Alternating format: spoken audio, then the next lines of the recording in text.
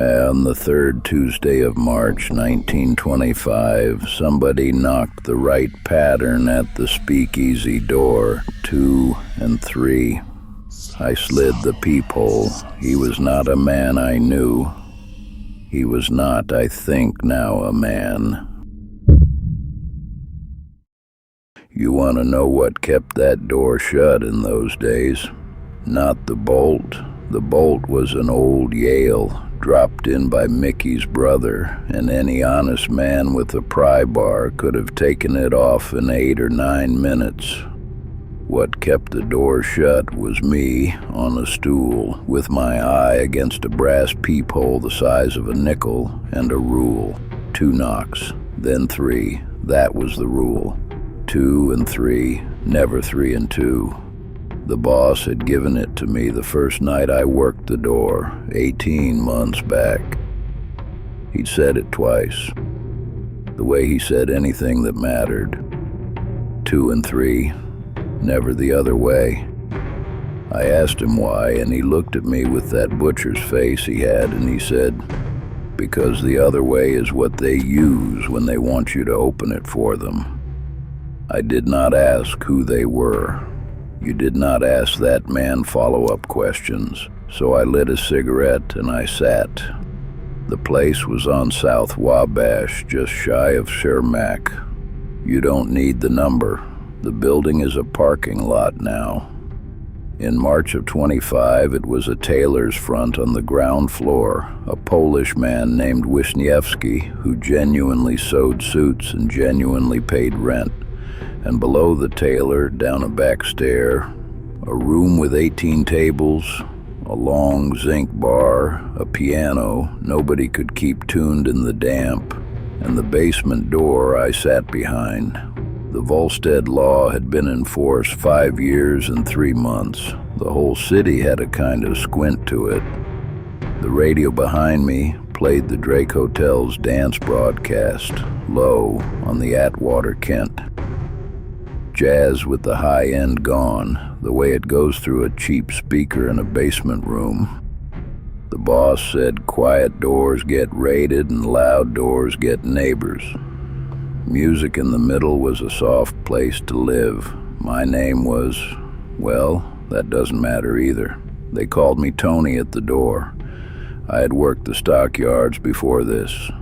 You learn faces in the stockyards the way a man learns weather.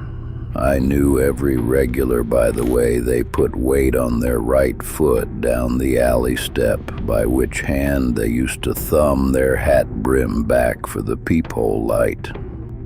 I knew which ones tipped their bathtub gin into the spittoon because they were judges and could not afford to be steady-handed on Wednesday morning. So when somebody knocked at 20 past 10 and it went 2, then 3, slow and clean and the right tempo, I was already up, coin in hand to flip the peephole cover.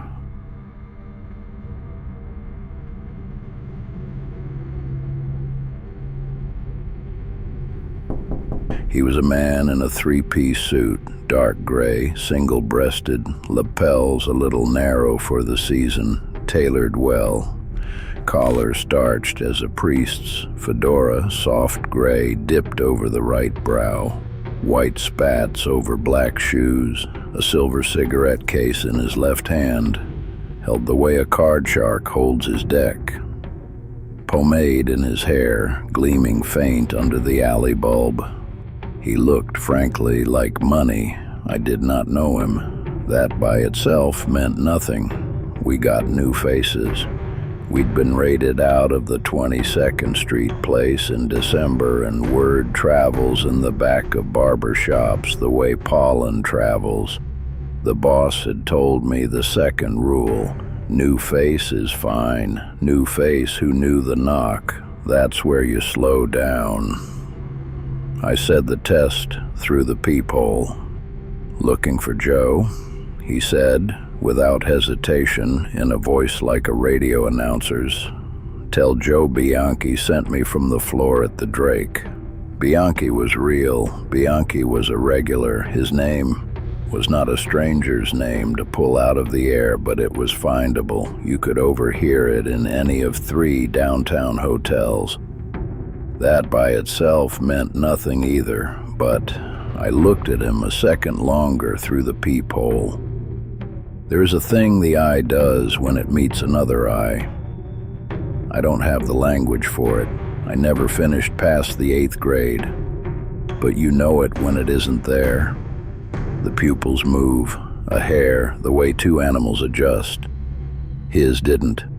He looked at me the way a fish looks at the glass of an aquarium, with attention, but not with, I'll say it the only way I know, not with the part that knows it is being looked at back.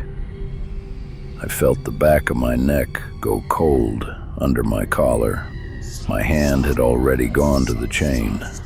I have thought about that after. The hand knew before I did. The boss had a phrase for it. The body is older than the brain, and it remembers a longer list of dangers. I think he stole that line from an old fighter, but he made it true by saying it the way he said it. I asked the man through the peephole to do something I had no right to ask. Knock again, quietly. We had a raid last week. I'm twitchy.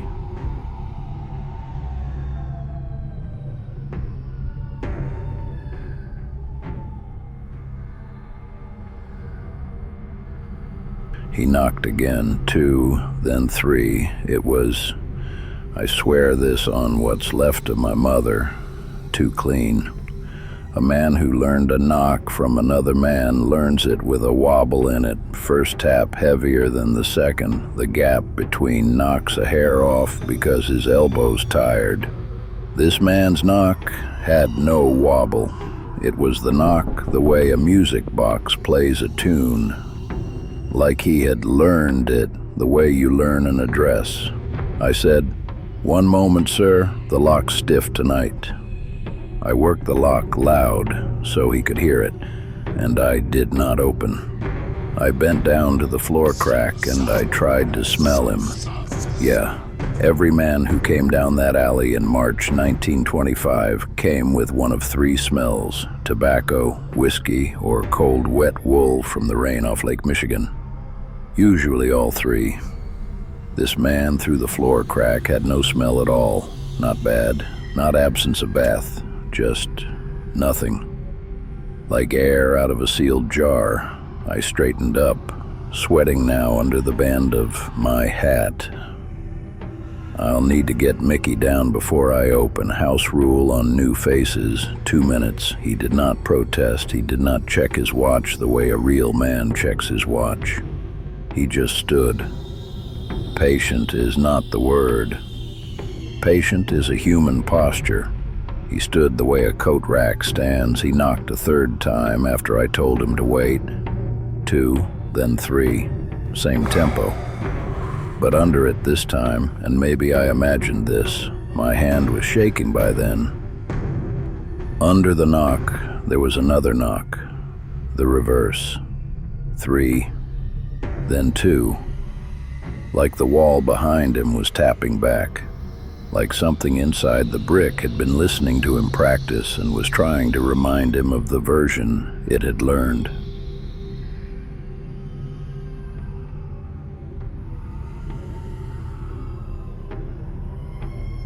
I went back from the door to the boss's office at the rear. Mickey's bouncer post was empty. He was up with the boss in the apartment above Wisniewski's. I was solo for another 2 hours, and I sat down in the boss's chair in the half-dark, and I looked at the boss's ledger to give my hands something to do. The ledger was a black canvas cover book, the kind any general store sold for 60 cents. The boss kept the bar take in it in his own hand every Friday, but there were older pages in the back. Places he had worked before, men he had worked for. I turned to the back. I was looking for something that wasn't the door, and on the last page, in someone else's hand, older, copper plate, the loops on the LLs. The way a schoolmaster from the last century looped his LLs was one line. 2 and 3, never opened for 3 and 2. The other one has been at this door before and will be again, sir. I knew that handwriting. My Uncle Sal had died at sea in 1869, went down on a coaster off the Outer Banks, and his sea chest had come home to my mother in a crate from a Coast Guard man. Inside the chest, there had been letters in a hand exactly like this. Same down slant. Same way of crossing a tierde with a long, flat horizon line, as if the writer had once been a draftsman. I had read those letters when I was 11, sitting on my mother's floor, and I had never forgotten the look of the writing. I put the ledger down carefully, like it had weight.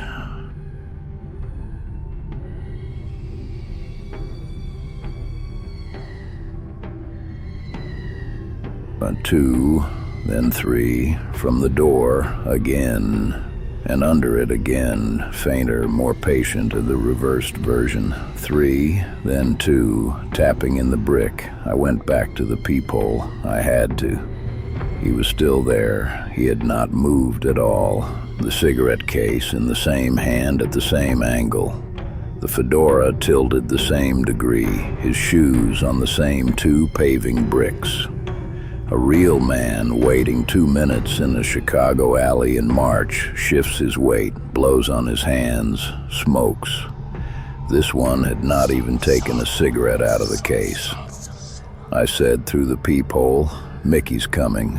1 more minute." He smiled. I'd swear he smiled. The peephole was small, but I saw the corners of his mouth lift the right amount, and he said in that radio announcer voice, perfectly warm, "Take your time, friend. I have been here before. I have been here before." Bianchi had never said that line in his life. No regular had. It was not a Chicago line. It was the kind of sentence you say if you have learned English the way you learn a knock from a written instruction, by counting. I closed the peephole. I checked the chain, the bolt. I sat down on my stool, and I put both hands flat on my knees so they would stop shaking. He knocked again. 2, then 3.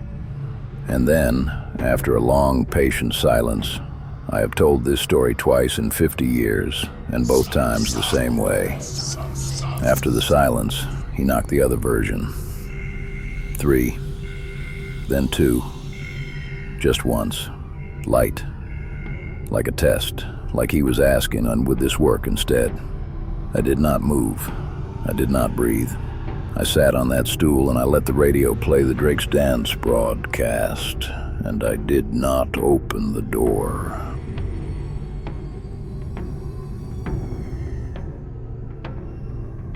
He waited, I think, another 20 minutes, maybe longer. I don't have a watch from then. Mickey came down at 11, big and red-faced and smelling of the boss's good rye, and he looked through the peephole and he said, "Alley's empty, Tony, you all right?" I told him about the man, about the second knock, about the ledger.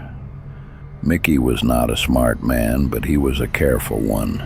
He went out the back, through the tailor's storeroom, into the alley with a piece of pipe wrapped in tape. He came back 5 minutes later, white. "No tracks," he said. "Tony, there's no tracks on him." It had been raining since 7. The alley was an inch of brown water and coal grit. Mickey's own boots had left prints. Mine had when I'd checked the door bar at the start of shift.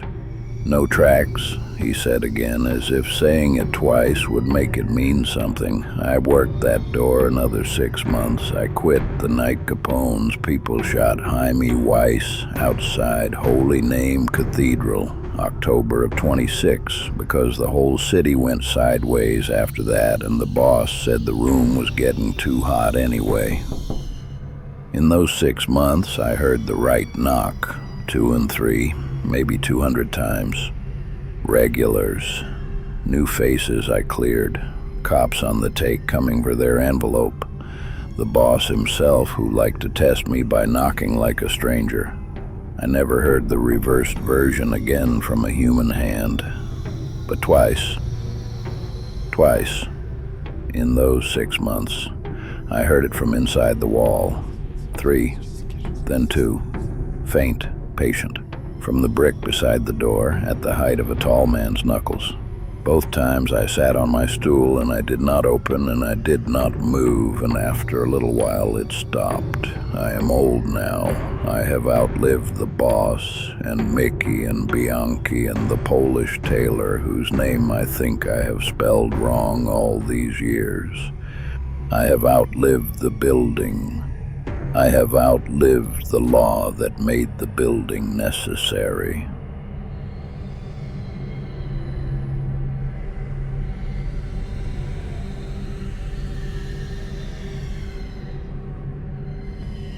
But sometimes in the apartment where I live now, at the hour I used to start shift, 20 past 8, just dark, somebody knocks at my door. 3, then 2. I do not open it. I have learned what the boss learned, and what whoever wrote in that ledger learned before him, and what, I think now, my Uncle Sal learned in a hand I would know anywhere, in a sea chest that came home without him. Some doors remember everyone who stood at them, and some of the people who stood at them are still waiting.